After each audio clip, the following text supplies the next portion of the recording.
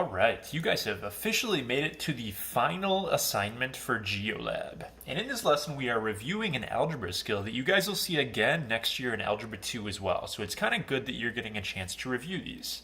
Absolute value inequalities are when you have the bars and a less than or a greater than sign instead of doing an equals. And when you solve these, Miss Carmen gave you a little phrase, which is kind of helpful to remember what's going on, which is go LA. Because the way you do these is different if you have a greater than or a less than sign. The greater than sign, which is this guy right here, less than looks like an L, like the second one, so this is less than, that guy is greater than.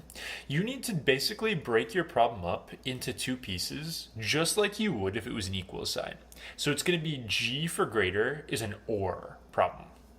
So all you do is you break your problem up into two pieces. So you have x minus 4, thing on inside doesn't change, greater than 6.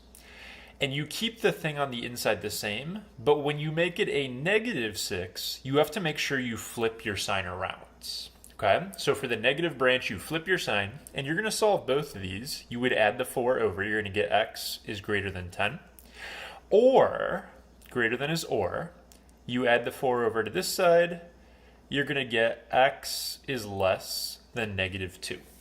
So you just get two separate pieces right here, and then to graph them, you would put them on a number line. That was a really bad number line. I would go to negative 2, and I would go to positive 10, or, so let's see, I'll start with x is less than negative 2. That would be an open circle, negative 2, shade to the left, because it's less than, and x is greater than 10 is going to go like this. Open circles, because there's no lines underneath, and you just shade the way it tells you to. Or problems usually go two different directions, like this.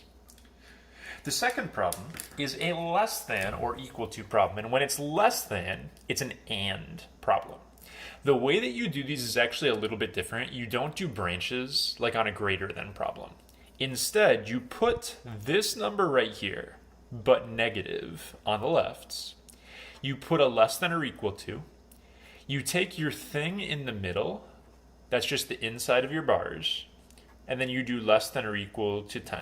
You make an and sandwich with a negative and positive version of this number, less than's for both. And then you just solve this to get x by itself. So I would need to subtract 8 on each part to cancel it out and do it over here and over here. You're going to get negative 18 less than or equal to x less than or equal to 2.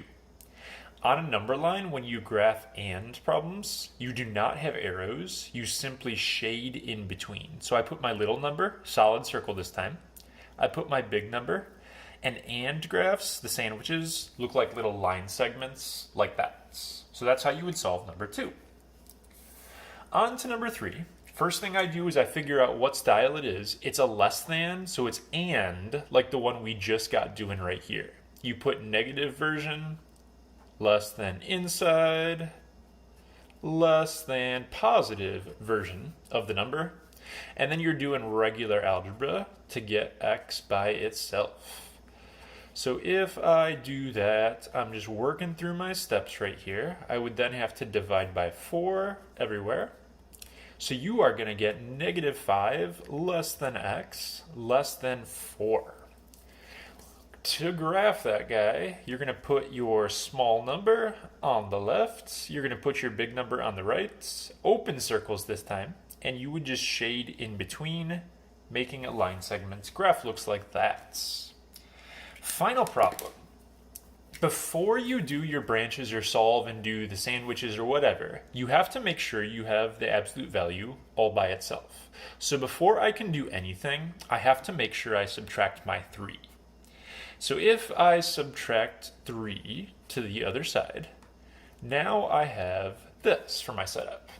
Since it's a greater than problem, G is O, or problems are easier, you just do your two branches. So I never change the inside. I would just do greater than or equal to 18, or I don't change the inside, and I make it a negative 18, which means that sign has to flip over the other direction like this.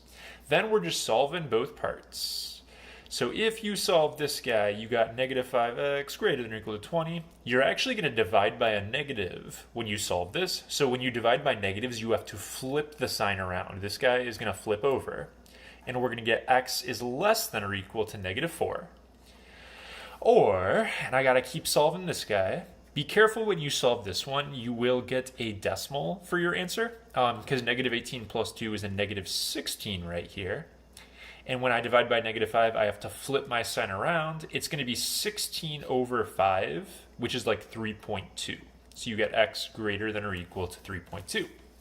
So OR problems, when you graph them, you usually see arrows going two different ways. I would do a solid circle, negative 4 to the left, and I'm just going to be lazy and put 3.2 right here. I would do a solid circle at 3.2, and it's greater than, so I would shade to the right.